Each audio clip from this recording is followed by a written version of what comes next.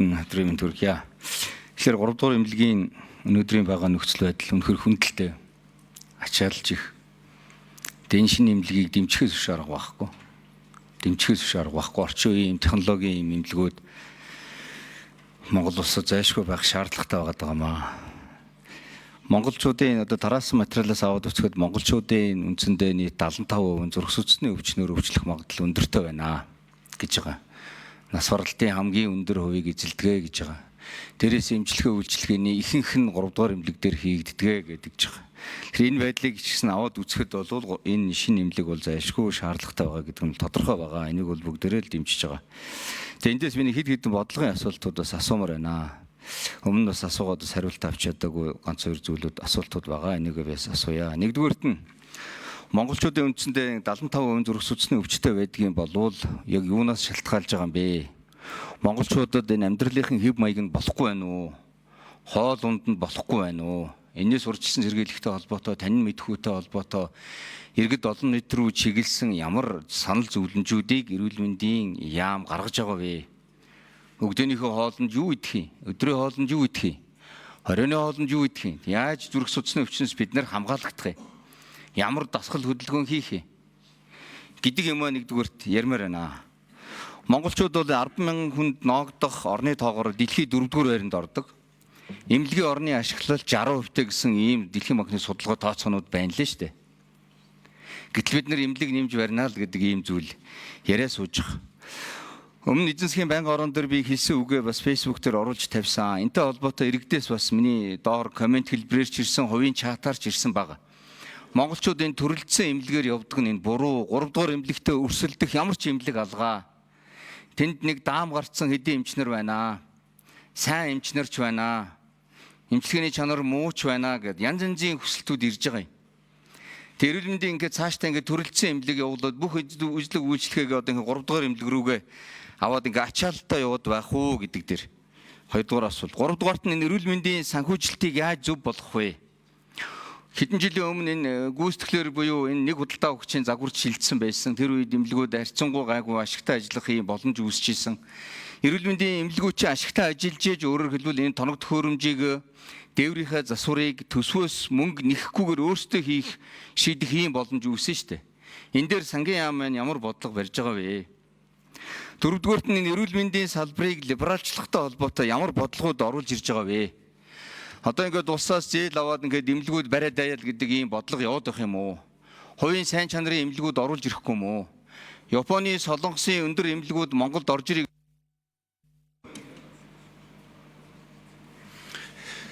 За явал гişin асуултанд хариулъя. Эрүүл мэндийн сайд шин бүрэн 5 номер асуултанд хариулна.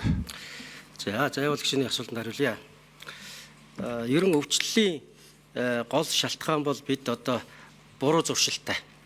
За хамгийн түрүүнд та зөв хэллээ, хоол унд тий мах өөгт осны хэрэглээ. Өнөөдөр бид нар степ 4 судалгаагаар монголчуудын дунд өөгт осны муу өөгт осны одоо агуулмж хэр байгааг үзэхэд л дандаа л одоо холестерин болон муу өөхний агуулмж өндөр байгаа нь ерөөсөө л энэ зүрх судасны өвчлөлийн хамгийн ихнийс. Хоёр дахь нь бид одоо хөдөлгөөний хомсдолтой. За дээрэс нь арх тамхины хэрэглээ.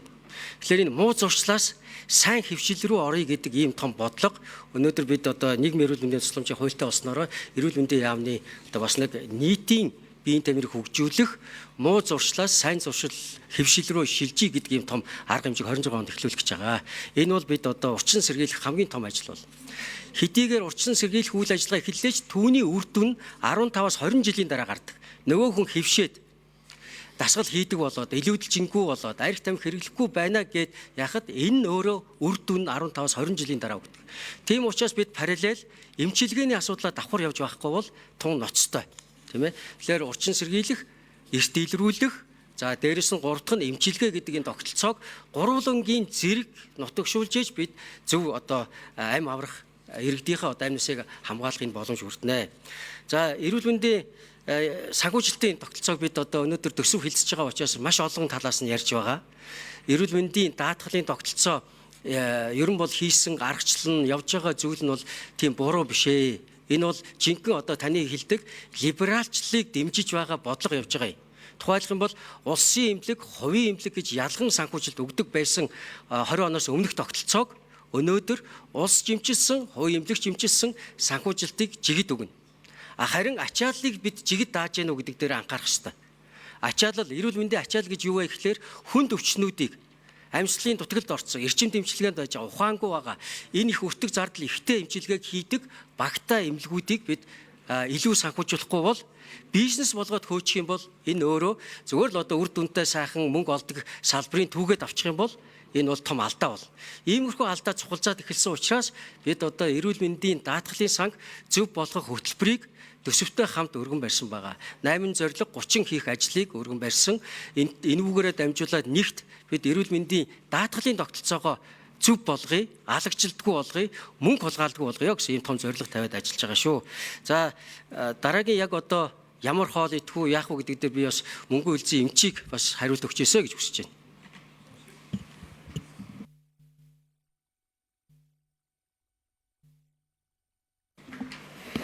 За 4 номер ажлын хэсгээс нэмж тайлбар өгье.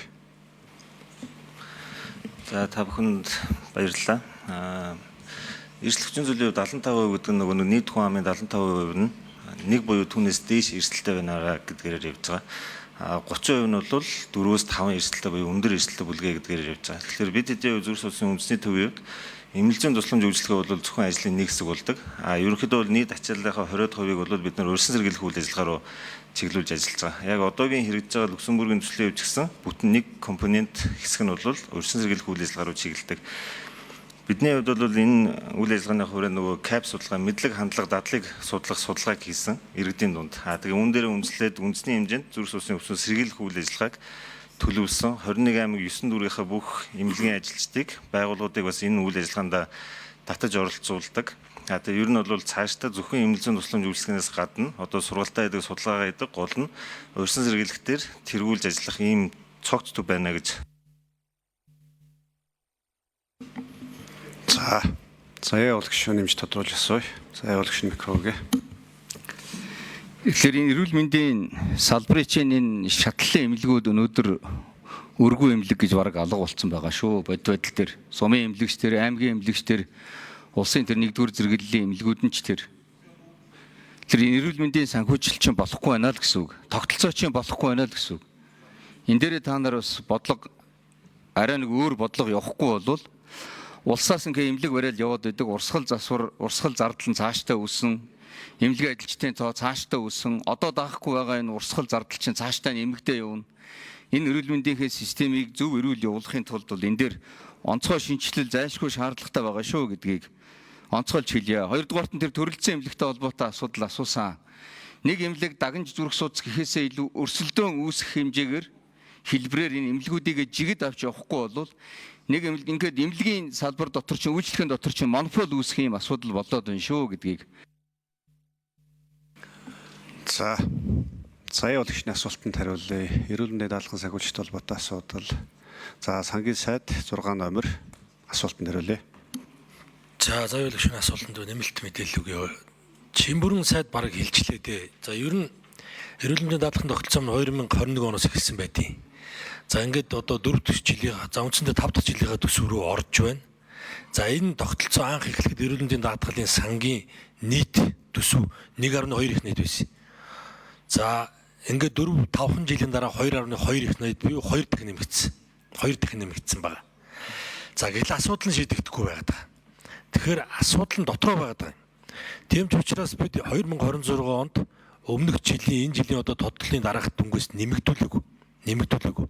За сая Чимбүрэн сайдын хэлж байгаа бол одоо сангийн яам бид ярьж байгаа эрүүл мэндийн яам. За хөтөлбөр буюу хойдон жил одоо эдний салбарын хэллэгээр бол дотор үзлэг хийж ягаад цаашаа яах вэ гэдгийг шийднэ. Тэгэхгүй бол энэ ингээд юу ч хийдсэн ингээд доошоо шингээ алдаад байдаг юм шиг болж байна.